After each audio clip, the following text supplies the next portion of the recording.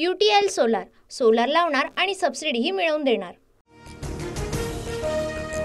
पुण्यातील बावधनमध्ये धोक्यामुळे हेलिकॉप्टर कोसळून दुर्घटना, 2 पायलट आणि एका इंजिनियरचा मृत्यू। सुनील तटकरे याच हेलिकॉप्टरने मुंबई सुतारवाडी प्रवास करणार होते।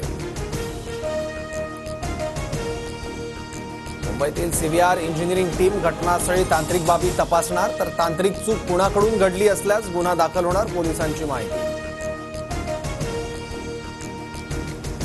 राहुल नार्वेकरांनी घेतली राज ठाकरेंची भेट, शिवतीर्थ या निवासस्थानी दोघांमध्ये अर्धा तास चर्चा, भेटीचं कारण गुलदस्त्यात। फडणवीस अजित पवारांसह तटकरे, आशिष शेलार अमित शहांच्या भेटीला, सह्याद्री अतिथीगृहावर शहांच्या उपस्थितीत तिढा असलेल्या जागांबद्दल चर्चा।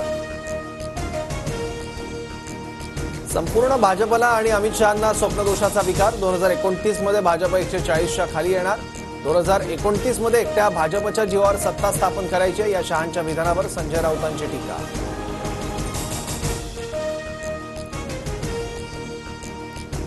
मोदी सरकार आता कुबड्या घेऊन सत्तेत, भाजप महाराष्ट्रात 10 ते 15 वर्ष सत्तेत दिसणार नाही, शहांच्या भाजप बैठकीतील वक्तव्यानंतर वडेट्टीवारांची टीका।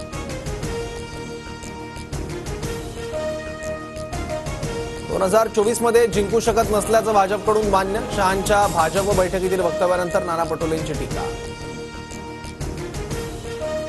मनोज जरांगेंना रसद पुरवणाऱ्यांना आम्ही पाडणार, रोहित पवार, राजेश टोपेंसारखे 50 उमेदवार पाडण्याची यादी तयार, ओबीसी नेते लक्ष्मण आकेंचा इशारा। लक्ष्मण आकेंची मराठा कार्यकर्त्यांविरोधात पोलीस ठाण्यात तक्रार, 20 ते 25 जणांविरोधात कोंढवा पोलीस ठाण्यात गुन्हा दाखल, मराठा कार्यकर्त्यांनी धमकी आणि शिवीगाळ केल्याचा आरोप। अक्षय शिंदे एन्काउंटर प्रकरणी राज्य सरकारकडून एकसदस्यीय चौकशी समिती स्थापन, निवृत्त न्यायमूर्ती दिलीप भोसले अक्षय शिंदे एन्काउंटर प्रकरणाची चौकशी करणार। रिफायनरी आंदोलकांवरील गुन्हे मागे घेण्याची प्रक्रिया सुरू, पोलिसांकडून राजापूर न्यायालयात याबाबतची कागदपत्र सादर।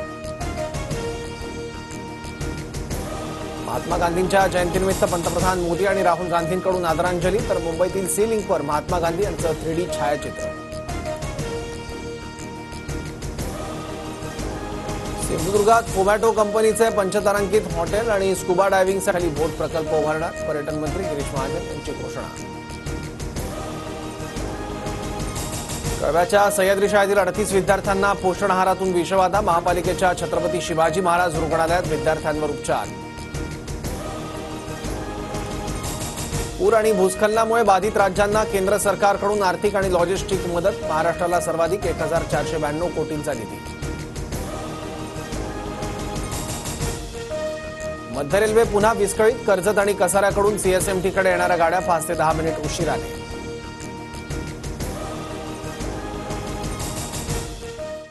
UTL सोलार सोलार लावणार आणि सबसिडीही मिळवून देणार।